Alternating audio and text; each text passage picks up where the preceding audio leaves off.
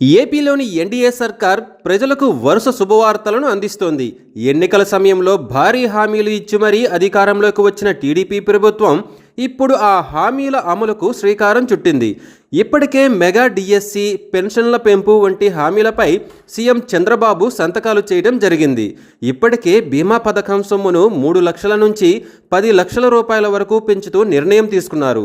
ఇంట్లో వ్యక్తి చనిపోతే ఆ కుటుంబాన్ని ఆదుకునేందుకు తీసుకువచ్చిన బీమా పథకం సొమ్మును 3 లక్షల రూపాయల నుంచి 10 లక్షల రూపాయల వరకు పెంచుతున్నట్లు కూటమి ప్రభుత్వం ప్రకటించింది.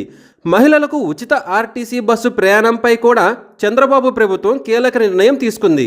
ఆగస్టు 15 నుంచి మహిళలకు ఉచిత ఆర్టీసీ బస్సు ప్రయాణాన్ని అందించబోతున్నామని ప్రకటించినప్పటికీ దానిపై విధి విధానాలు పూర్తి కాకపోవడంతో ఈ హామీ అమలు వాయిదా వేయడం జరిగింది.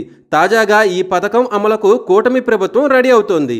సంక్రాంతి నుంచి మహిళలకు ఉచిత బస్సు ప్రయాణం అమలుపైన నిర్ణయం తీసుకునే అవకాశం ఉందని తెలుస్తోంది. ఈ పథకం అమలు గురించి ఆర్టీసీ అధికారులు ఇప్పటికే ప్రభుత్వానికి నివేదిక సమర్పించారు.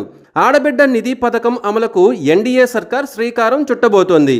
వచ్చే ఏడాది నుంచి మహిళలకు నెలకు 1500 రూపాయలు ఇచ్చే పథకాన్ని త్వరలోనే ప్రారంభించే అవకాశం ఉందని ప్రభుత్వ వర్గాలు తెలిపాయి. దీనికి కావలసిన అర్హతలు త్వరలోనే విడుదల చేయనున్నారు. రాష్ట్రంలో 18 సంవత్సరాలు దాటిన ప్రతి మహిళకు నెలకు 1500 రూపాయలు ఇస్తామని కూటమి ప్రభుత్వం ఎన్నికల హామీ ఇచ్చింది.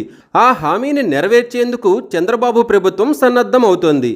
తాజాగా తల్లికి వందనం పథకం అమలుపై కూడా మంత్రి నిమ్మల రామానాయుడు శుభవార్త చెప్పారు. తల్లికి వందనం పథకంలో భాగంగా రాష్ట్రంలో స్కూలుకు వెళ్తున్న ప్రతి విద్యార్థినికి 15,000 రూపాయలు త్వరలోనే వారి అకౌంట్లో జమ చేస్తామని వెల్లడించారు. వీటికి సంబంధించిన అధికారులతో మాట్లాడిన నిమ్మల అతి త్వరలో మరిన్ని వివరాలు ప్రకటిస్తామని అన్నారు. ఎన్నికల్లో ప్రకటించిన అన్ని హామీలను ఒక్కొక్కటిగా నెరవేరుస్తామని ఆయన హామీ ఇచ్చారు.